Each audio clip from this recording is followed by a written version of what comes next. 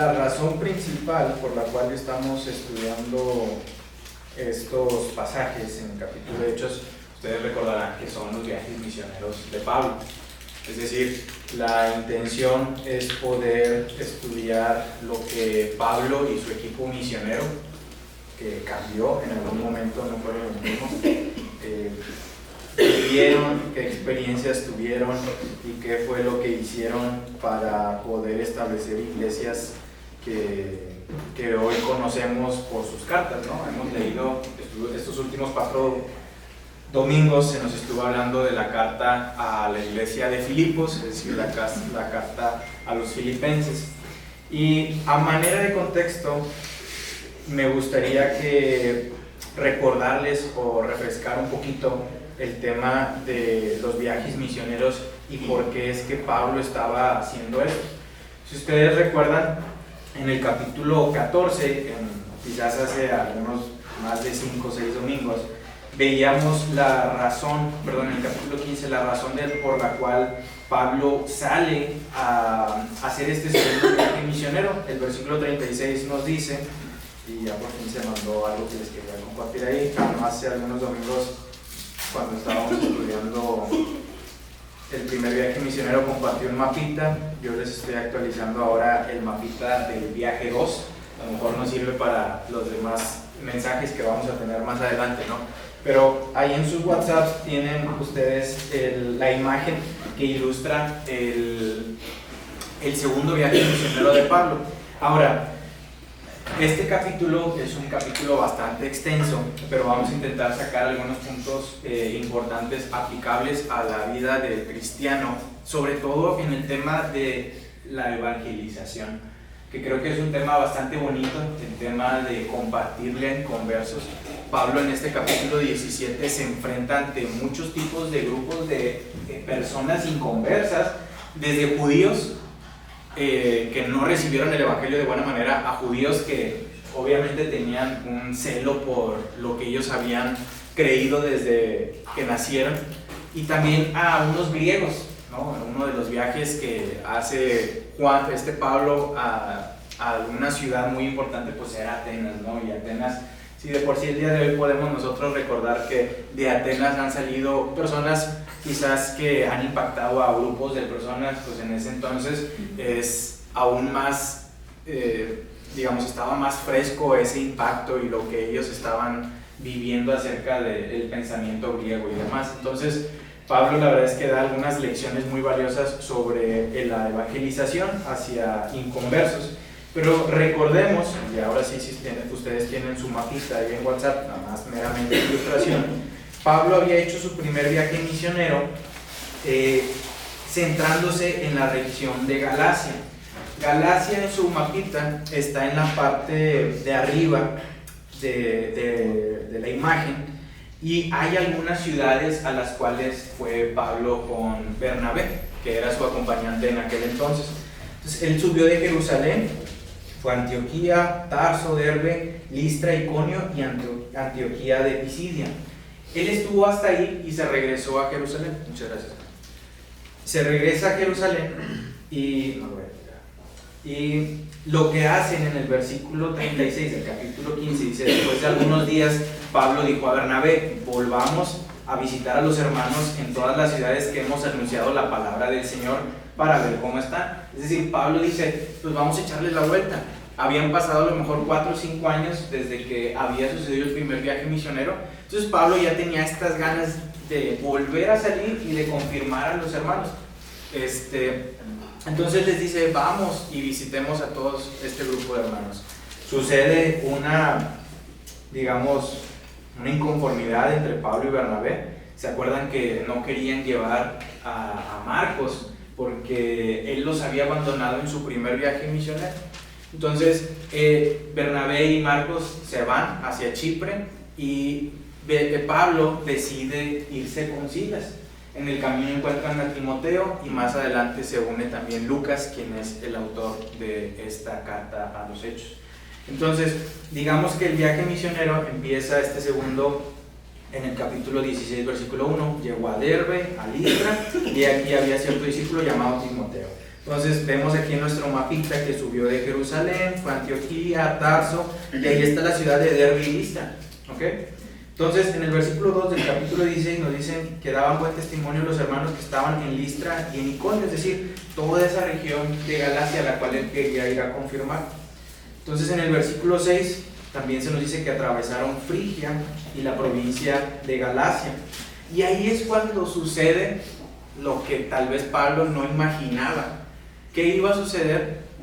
El Espíritu Santo, veíamos en aquella ocasión en el capítulo 16 que la Trinidad se hace presente con Pablo y su equipo misionero y le dicen, ¿sabe qué? Pablo, no es tiempo de llegar a estas ciudades. Pablo quería visitar Misia y Bitinia. Estas ciudadcitas que están en la parte de arriba están marcadas, pero no están con la flechita o el caminito de que Pablo llegó ahí. ¿Por qué? Porque en los versículos 6 al 10 se nos dice que quisieron entrar en varias ocasiones, pero no el Espíritu se los impidió. Pero recibieron una visión de un hombre de la región de Macedonia. Entonces Macedonia está justamente cruzando, digamos, el charco, cruzando el mar. Este lugar pues no había sido visitado antes por Pablo, es decir, ellos, les comentaba en aquella ocasión que habían caminado quizás unos 800 kilómetros sin descansar o estar en una ciudad fija, porque lo que ellos eran era confirmar y hacer nuevas iglesias, nuevos grupos de creyentes. Pero estuvieron casi 800 kilómetros y se nos dice que llegaron a Troas, que es su puerto, y de ahí cruzaron a Neápolis. De Neápolis caminaron un poquito hacia el fondo, hacia adentro, y llegaron a Filipos. Y Filipos estuvimos 4 semanas estudiando la carta que Pablo escribió a los hermanos de Filipos. ¿Ustedes se acuerdan quiénes fueron de los primeros creyentes en Filipos? Lidia, que era una mujer que vendía púrpura. ¿Se acuerdan que Pablo, quizás una de sus estrategias era llegar a las sinagogas, que era una estrategia muy buena porque era compartir el evangelio a los que ya sabían acerca de la ley, ¿no? Era fácil compartirles que lo que ellos estaban estudiando, leyendo, pues se había cumplido con Cristo. Entonces, al compartirle a ellos, ya era un poco más fácil que ellos también compartieran a los que estaban alrededor, ¿no? Entonces llegan con Lidia, que estaba junto al río, que se juntaban a orar. Dice que había un grupo de mujeres que estuvieron casi 3 días de reposo, es decir, 3 semanas. Lidia y su familia se convierten. Después llama la atención este grupo de creyentes que se forma, y una mujer que tenía el espíritu de adivinación empieza a decir, yo también tengo el mismo Señor que Pablo. Y Pablo en su individualidad dijo, no, a ver, tú y yo no somos iguales. Saca al espíritu de adivinación, y los amos a los que servía esta mujer se vuelven locos porque ella traía ganancias a los amos. Entonces se crea una trifulca y hacen la vieja confiable los judíos que no querían a Pablo, decir, ellos están alborotando a la gente y están en contra del César. Poner a alguien en contra del César era, digamos, lo más fácil para decir, imagínate el pueblo romano quien está sometiendo a toda esta gran región, pues vamos a hacerles algo porque están en contra del pueblo romano. De ahí sucede algo muy interesante, y por eso estoy dando este contexto, hermanos, que los llevan a la cárcel. Y antes de ser llevados a la cárcel, nos dice el capítulo 16 que fueron azotados y golpeados severamente. Los trataron muy mal en Filipos. Los tratan mal, los llevan nos lo imaginábamos en aquel domingo, como al lugar más profundo de la prisión. Ahí estaban 2 predicadores, porque según andaban alborotando al pueblo de Filipos. Entonces los llevan presos, están orando y cantando aún en la aflicción, y Dios los libra a través de un terremoto. Se abren sus cadenas, y antes de salir, ¿se acuerdan que había un carcelero? Y el carcelero, al ya como imaginarse que lo iban a matar a él porque dejó ir libres a estos hombres que andaban alborotando, se quería matar. Y Pablo les dice, no nos vamos a ir, no, tranquilo. Y ese testimonio es el que hace que el carcelero y su familia se conviertan. Entonces ya había un grupo de hermanos que era Lidia, su familia, el carcelero, y al final del versículo 16 del capítulo 16, se nos dice que entonces saliendo de la cárcel, entraron en casa de Lidia y habiendo visto a los hermanos, tal vez el grupo de creyentes que ya habían creído en el Señor ahí, los consolaron y se fueron. Entonces parten de Filipos y en nuestro mapita vemos que después de Filipos viajan hacia algunas ciudades antes de llegar a Tesalónica, y esto vamos a ver en el capítulo 17, 3 ciudades que visitó Pablo y que creo que podemos sacar algunas lecciones muy prácticas acerca de su viaje misionero evangelizando en una región que era nueva para él. ¿Okay? Si les parece bien, vamos a hablar antes de comenzar a estudiar la palabra. Señor, te agradecemos por este tiempo, gracias por permitirnos tener la gran oportunidad de abrir tu palabra. Te pedimos que abras nuestros corazones, nos des entendimiento, un corazón sencillo y humilde, Señor, que esté dispuesto a aprender de ti. Te pido también que me des sencillez, Señor, para poder compartir tu palabra y que lo que tú tengas preparados para el día de hoy para nosotros, Señor, que también pueda ser de utilidad y que también lo podamos poner en práctica. Damos gracias por este tiempo y sabemos que esto es a través de los méritos de nuestro Señor Jesucristo. Amén. Estos 3 pasajes, estos 3 bloques de mensajes y de vivencias que tuvo Pablo en el capítulo 17, pudiéramos hacerlo en predicaciones individuales, una a Tesalónica, a Berea y a la ciudad de Grecia, pero vamos a intentar verlo muy por encima, algunos puntos importantes que pueden aplicarse a nuestra vida. Pablo sale de Filipos y se nos dice el versículo del 1 al 9, leamos que pasando por Anfípolis y Apolonia llegaron a Tesalónica, donde había una sinagoga de los judíos. Y Pablo, como acostumbraba, fue a ellos y por 3 días de reposo discutió con ellos, declarando y exponiendo por medio de las Escrituras que era necesario que el Cristo padeciese y resucitase de los muertos, y que Jesús, a quien os anuncio, decía él, es el Cristo. Algunos de ellos creyeron y se juntaron con Pablo y con Silas, y de los griegos piadosos gran número, y mujeres nobles no pocas. Entonces los judíos que no creían, teniendo celos, tomaron consigo algunos ociosos, hombres malos, y juntando una turba, alborotaron la ciudad y asaltando la casa de Jasón, procuraban sacarlo al pueblo, pero no hallándolos, es decir, a Pablo y a Silas, trajeron a Jasón y a algunos hermanos ante las autoridades de la ciudad, gritando: estos que trastornan el mundo entero también han venido acá, a los cuales Jasón ha recibido, y todos estos contravienen los decretos de César, diciendo que hay otro rey, Jesús, y alborotaron al pueblo y a las autoridades de la ciudad oyendo estas cosas. Pero obtenida fianza de Jasón y de los demás, lo soltaron. Es interesante que después de este viaje que hace Pablo con Silas, con Timoteo, Lucas se agregó en Filipos, lo veíamos aquella ocasión. Muy probablemente Lucas aquí empieza a hablar como en tercera persona, que nos da a entender que Lucas se había quedado en Filipos, es decir, ya no los acompañó a Tesalónica. Pero es interesante que hacen un viaje por lo menos de 3 días de Filipos hasta Tesalónica. Nosotros podemos leer en segundos que cruzaron Anfípolis y Apolonia, pero más o menos en tiempo estimado para recorrer de Filipos hasta Tesalónica eran aproximadamente 3 días. ¿Okay? Habían cruzado estos 3 días camino a esta iglesia de Tesalónica. Y lo interesante que hace, obviamente una de las cosas que normalmente hace Pablo a la hora de llegar a nuevas ciudades, se los comentaba en aquella ocasión, era buscar una ciudad o una región que pudiera tener una sinagoga. Para él era fácil esto porque podía llegar con un grupo de creyentes, ¿no? O sea, tenía esta posibilidad, de judíos, que podía compartirles acerca de lo que ellos habían leído en la Torá, de lo que se juntaban a compartir, pues decirles, se cumplió en Cristo, ¿no? Todos aquellos que ustedes están, siguen orando o siguen recordando, ya se cumplió en Cristo y Cristo murió por ustedes. Entonces era, hasta en el propio Romanos dice a los judíos primeramente, como que esa era su encomienda, primero ir a judíos, compartirles, que se arrepintieran y después creyeran.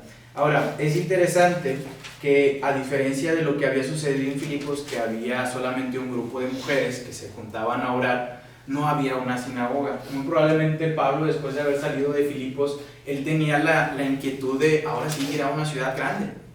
Tesalónica era una ciudad que tenía puerto y tenía una conexión, digamos, en carretera, lo podemos ver ahí en el mapita, que era una ciudad estratégica, es decir, unía esta región de Galacia con la de Macedonia. Entonces era importante que Pablo fuera y compartiera esta región. Como meramente creo que es un dato que podemos nosotros entender para saber por qué era importante que Pablo compartiera las sinagogas. Una de las cosas que eran necesarias para que existiera una sinagoga es que debería de cumplirse cierto número de personas. Se dicen que eran unas 10 hombres que hubieran sido de buen testimonio como para ahora sí abrir una sinagoga. Entonces imaginémonos que Filipos no tenía ni esos 10 hombres judíos, pero Tesalónica sí. Tesalónica sí era una ciudad incluso muchísimo más grande, ¿no? Y esto fue interesante porque nosotros podemos imaginarnos, por ejemplo, en el mapa que les compartí, vemos a Jerusalén del lado derecho y cómo está Tesalónica hasta el lado opuesto del lado izquierdo. ¿Cómo es que habían llegado judíos hasta allá? ¿No? Podemos pensar de alguna manera que Dios había provisto de que los judíos salieran, ¿no? En alguna ocasión fueron por temas de guerras, es decir, por presión o por alguna cosa que los había oprimido, habían ellos que habían tenido que salir de su ciudad, y otras veces por temas de comercio.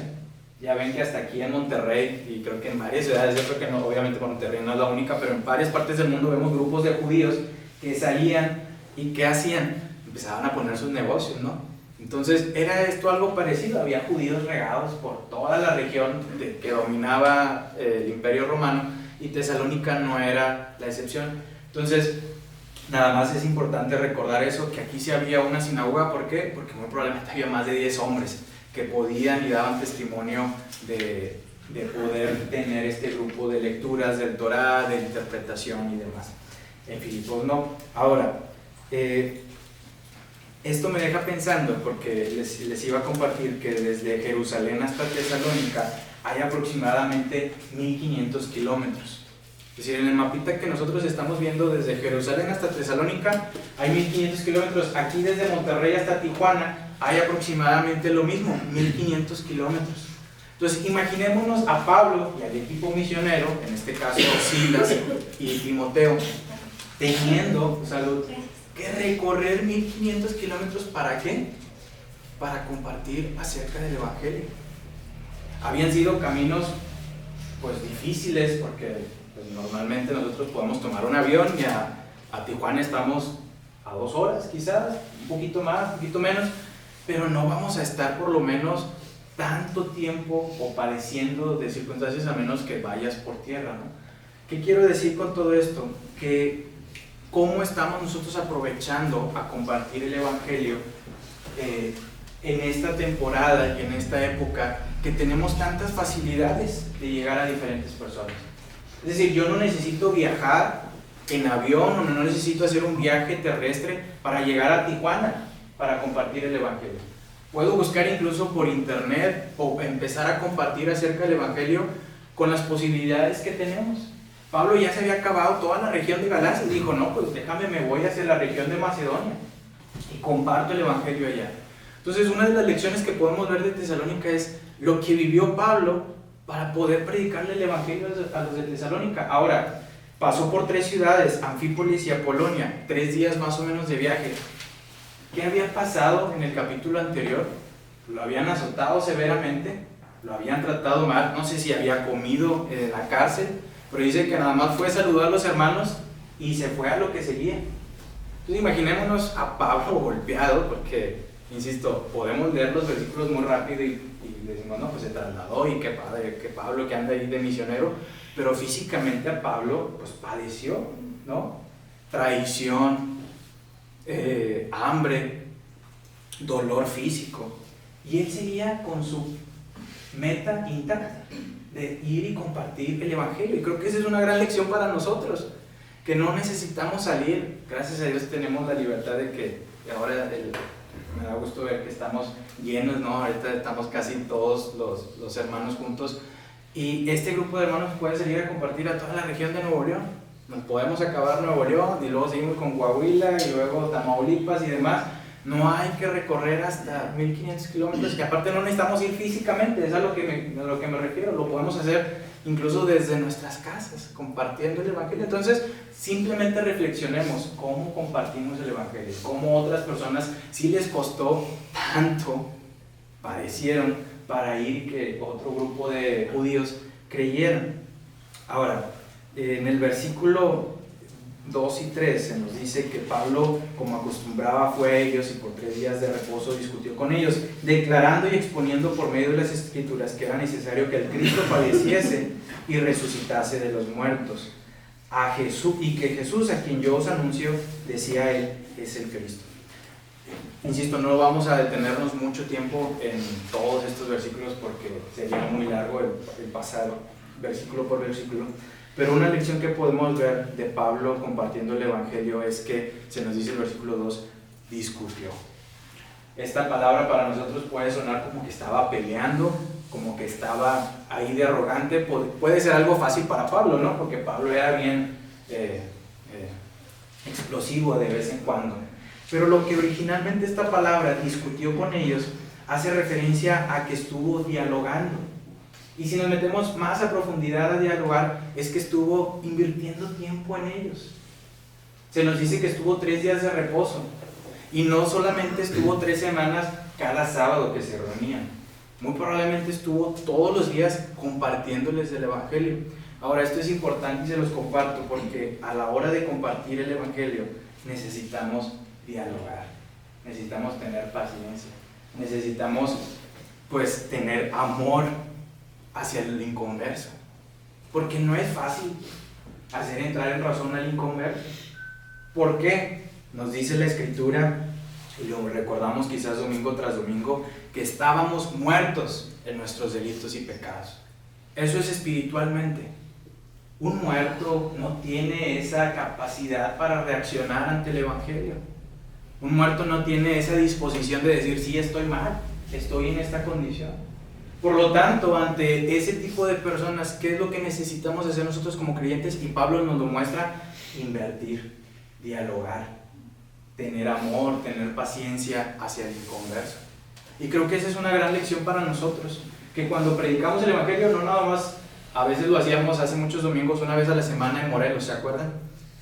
Y quizás estábamos 1 hora y nos sentíamos también, creo que era una práctica muy buena. Pero Pablo no estuvo 1 semana, estuvo día con día respondiendo quizás preguntas. Yo sé que a veces en Morelos nos pasaba que nos hacía una pregunta así medio rara y decimos, ¿este cuate qué onda?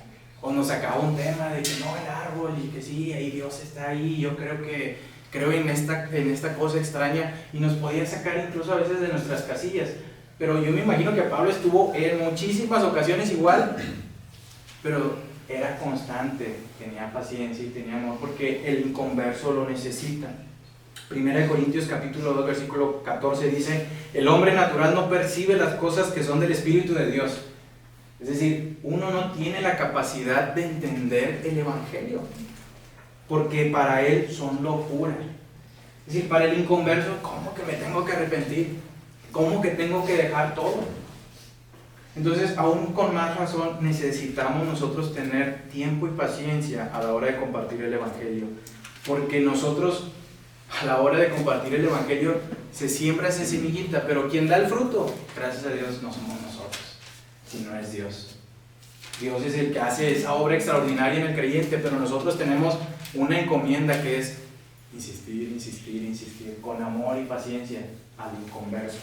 Ahora, otra cosa para ir avanzando rápido que hizo Pablo, que se nos dice aquí, que utilizó las Escrituras. Y esto es muy valioso e importante a la hora que compartimos el Evangelio. Dice que los hizo entrar en razón conforme a las Escrituras. Otra traducción dice que hizo usar las Escrituras para razonar a la gente, a todos los judíos. Y qué importante es que Pablo no usó experiencias personales. no llegó ante a Tesalónica y dijo, ¿saben qué pasó en la ciudad pasada? Pues saqué un espíritu de adivinación.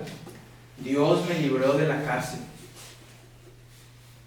Es más, yo estudié. ¿Saben quién es Gamaliel? Bueno, yo estuve a sus pies estudiando. Yo soy judío de judíos. No llegó con alguna experiencia personal, sino que llegó con las escrituras. Y eso es bien valioso, hermanos, porque las escrituras son las que cambian el corazón del inconverso. Podemos haber tenido un testimonio muy bonito. Yo creo que cada uno de nosotros hemos tenido una experiencia muy padre con el Señor, pero eso puede ser simplemente un testimonio para llevarlos hacia las escrituras.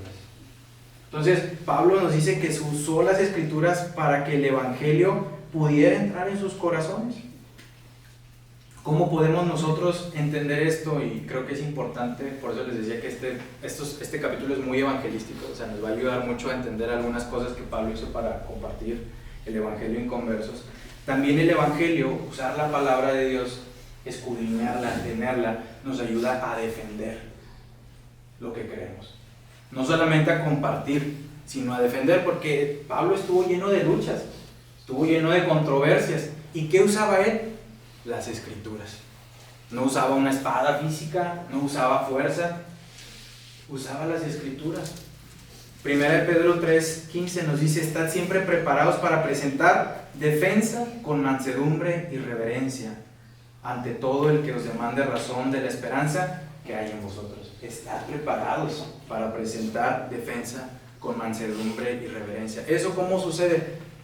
Con las escrituras, con la palabra de Dios. Así como Pablo lo estaba haciendo aquí, usando las escrituras para cambiar, intentar compartir el evangelio ante estos judíos. Ahora, qué bonito que sucedió esto. ¿Cuál es el resultado de mostrar a Cristo a través de las escrituras? Versículo 4. Algunos de ellos creyeron.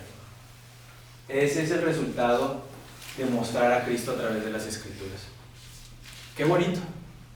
Y a veces buscamos la respuesta, la solución a que el inconverso crea. Aquí está, mostrando las escrituras. Es que el corazón del hombre vuelve a Cristo. Ahora, insisto, ya vamos a terminar con este pasaje para continuar con Berea. Pero ¿qué reacción tuvo en los otros judíos? Se nos dice el versículo 4: algunos creyeron, se juntaron con Pablo y con Silas, y de los griegos piadosos gran número, y mujeres nobles no pocas. Muy bonito todo hasta aquí. Entonces los judíos que no creían, porque había judíos, hay personas que, insisto, recordemos, están muertas espiritualmente, no todos van a entender el evangelio. Esos judíos, teniendo celos, tomaron consigo algunos ociosos, hombres malos, y juntando una turba, alborotaron la ciudad y asaltaron la casa de Jasón. Procuraban sacarlos al pueblo, pero no hallándolos, ¿a quién? A Pablo y a Silas y al equipo misionero, trajeron a Jasón y algunos hermanos ante las autoridades de la ciudad, gritando: estos que trastornan el mundo entero también han venido acá, a los cuales Jasón ha recibido, y todos estos contravienen los decretos de César, diciendo que hay otro rey, Jesús.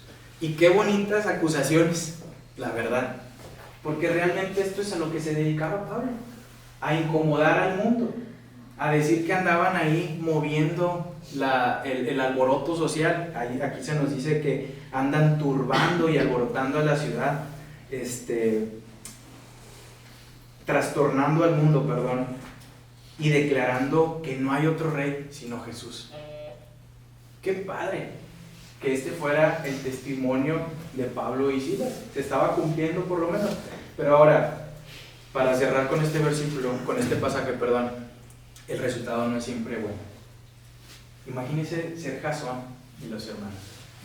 Quizás Cheque, por poner un ejemplo, anduvo en la mañana ya comiendo unos tacos en el Amigo, aquí a 3, 4, 5 cuadras, compartió del evangelio y le anduvo diciendo a todos: arrepiéntanse porque son pecadores y ustedes necesitan a Cristo.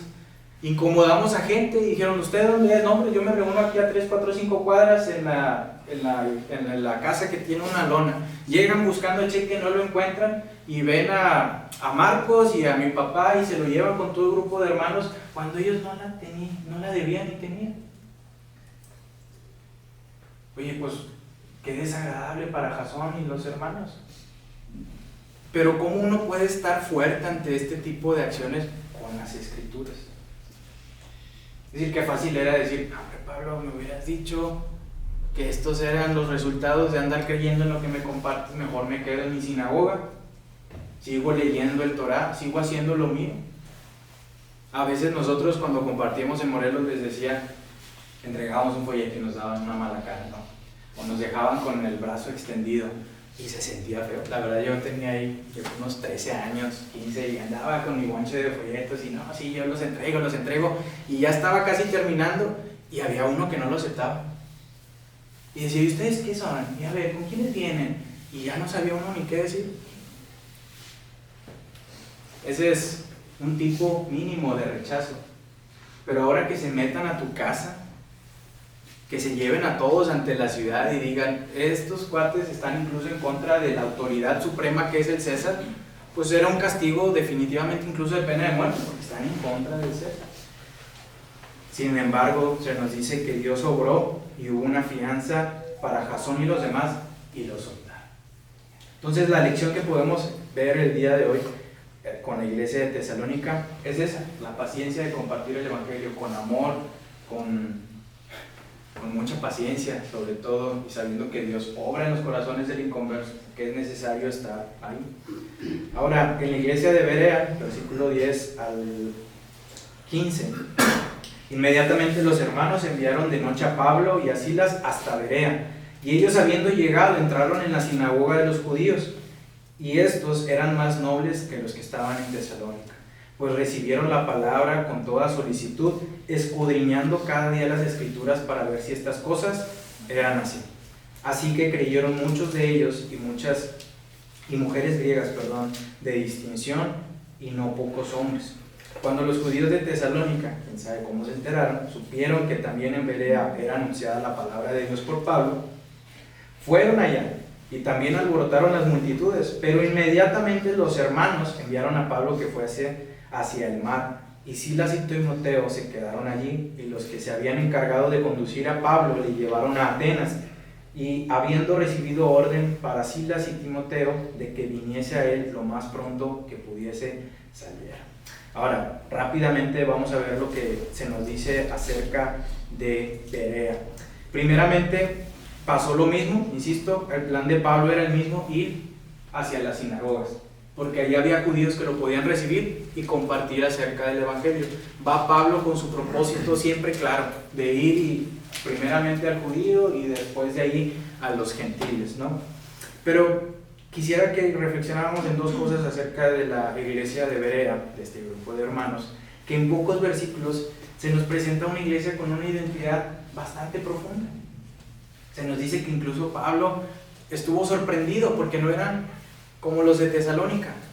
Estos eran más nobles, es decir, tenían otro corazón. Y yo sé que usted quizás ha escuchado incluso de cursos o ministerios que llevan el nombre de Berea, ¿verdad?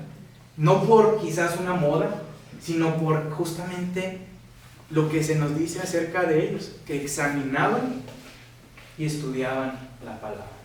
Entonces, este grupo de hermanos fue diferente a los demás, ¿no?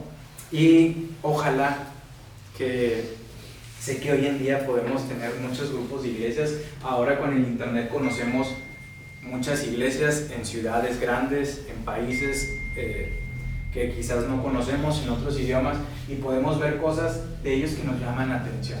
Oye, mi papá me decía hace rato sobre un hermano que iba a compartir a una iglesia que se tardaban como hora y media alabando. No, se la pasan el canto y la alabanza ahí es fenomenal. No, te sientes en la presencia de Dios y es muy buena. El mensaje dura 15 minutos, pero todo está bastante bueno. Podemos ver ese tipo de iglesias, podemos ver iglesias que tienen unos pastores bárbaros. Y dices, ¿cómo le hacen? ¿Cómo quisiera estar en aquella iglesia para escuchar cada domingo a aquel hermano? Que es muy bueno, ¿no? O iglesias que tienen sus ministerios. Oye, el campamento de aquella iglesia. Oye, lo que hacen como evangelización, las iglesias que van y plantan son increíbles. Y podemos ver muchas iglesias con este tipo de características que nos pueden llamar la atención, pero ojalá fuera el deseo de todos ser como la iglesia de Berea, que escudriñaban y estudiaban las Escrituras, porque todas esas cosas son añadidas por medio del Espíritu a raíz de que nosotros escudriñamos y leemos la palabra. Todas esas cosas vienen a raíz de que nosotros obedecemos y compartimos de las Escrituras. Eso fue lo que pasó con la iglesia de Berea. Entonces se nos dice que esta iglesia fue diferente, y el versículo 11 nos comparte que eran más nobles que los que estaban en Tesalónica, pues recibieron la palabra con solicitud, escudriñando cada día las Escrituras para ver si estas cosas eran así. Y de aquí vamos a sacar quizás 3 lecciones muy rápidas. ¿Cómo es que recibieron los hermanos de Berea las Escrituras? Primeramente nos dice que con toda solicitud. Otras traducciones nos pueden dar esta palabra con entusiasmo. Recibieron la palabra con ansias. Recibieron la palabra con deseo. Y esto es bastante bonito de esta característica de este grupo de hermanos, porque muy probablemente yo me los imagino, después de estar en la sinagoga, Pablo se terminó el día de que les tocaba compartir quizás desde el Génesis, iba allá por algunos profetas, y en la noche decía a estos hermanos, pues ¿a qué hora nos vemos mañana? ¿Mañana en casa de quién se va a abrir la Torá para seguir escuchando acerca de Pablo y todo esto? Porque ¿cómo es que Isaías hablaba de Jesucristo? ¿Cómo es que este profeta predicaba acerca de alguien que murió allí en Jerusalén? Esto es lo que significa que recibieron la palabra con solicitud. Es decir, que estaban entusiasmados, deseosos de estar siempre pegados a la palabra. E insisto, qué bonito que se diga eso de una iglesia. Berea era este caso.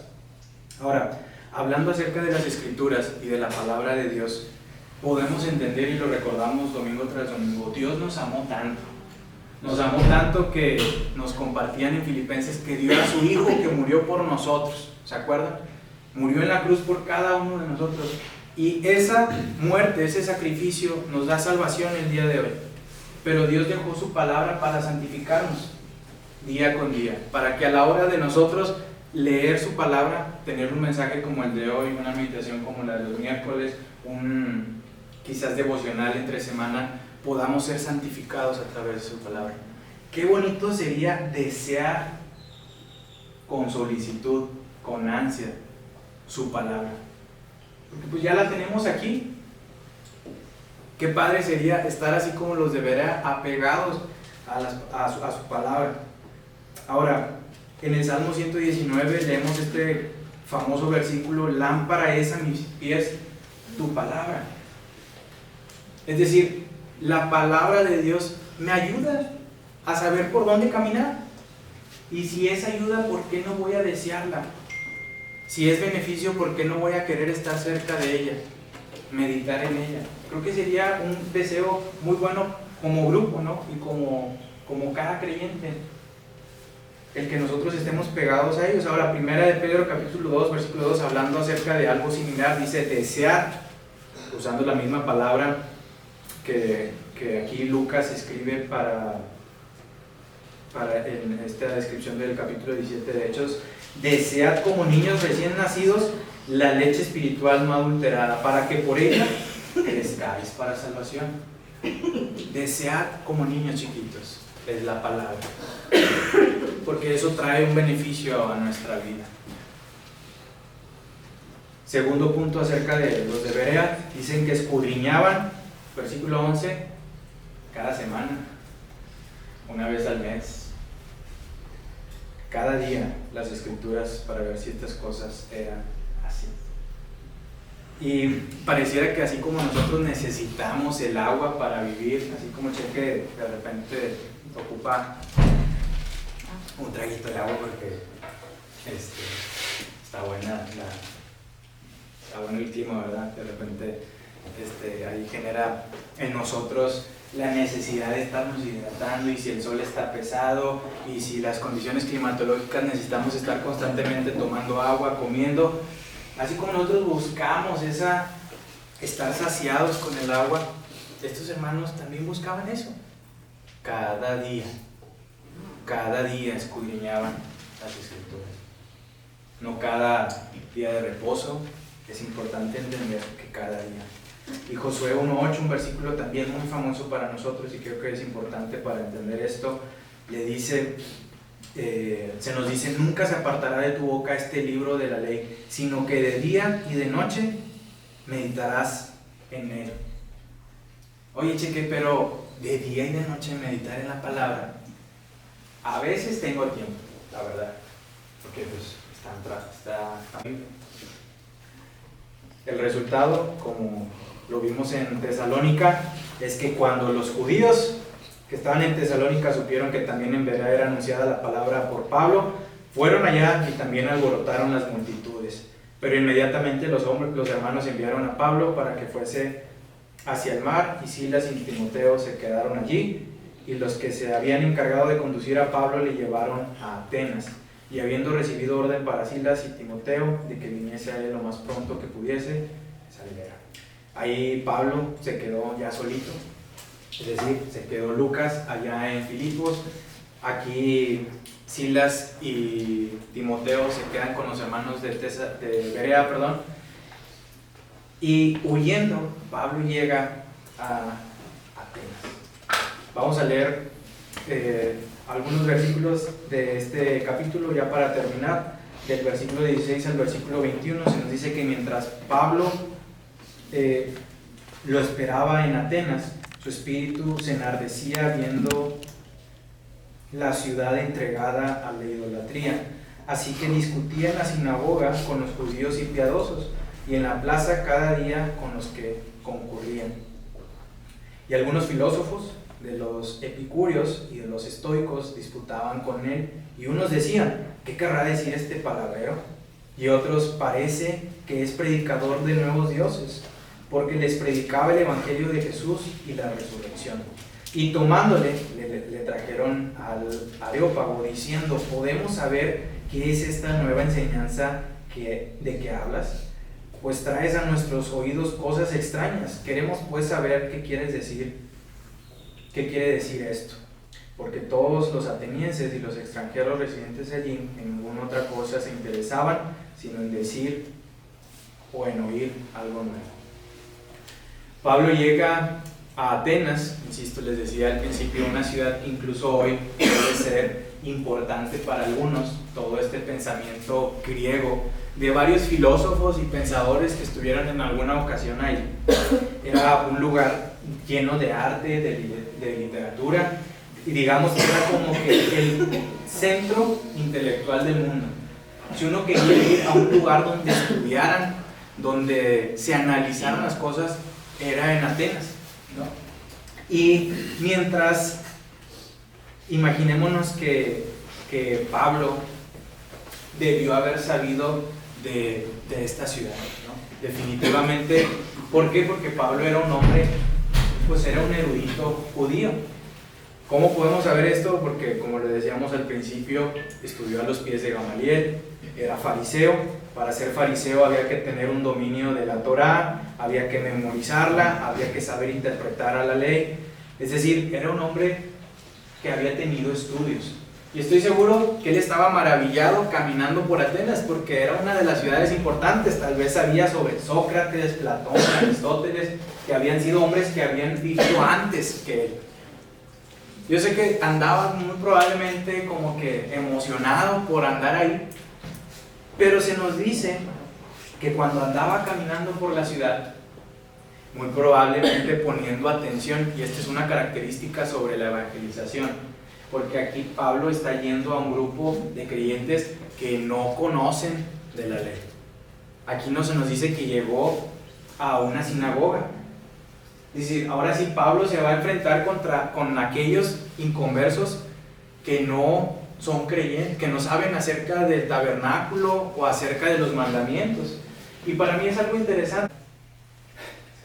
viviendo con algo pegadito a nosotros. Ahora, no quiero ser ni fariseísta, no quiero aquí empezar a imponer cosas. Esto sería bueno si fuera nuestro deseo hacerlo. A veces es complicado, insisto, tenemos trabajo, estamos cansados, nos fue mal en el día, ya nos queremos dormir o ya nos tenemos que ir porque nos despertamos tarde. Pero si nuestro deseo es buscar la palabra, como se nos dice de los hermanos de Berea, va a haber un beneficio. ¿Qué beneficio encontramos? Me voy a saltar un punto. El versículo 12 dice que creyeron muchos. Es decir, escudriñar la palabra todos los días. También se nos dice, no lo vamos a leer, pero que verificaban si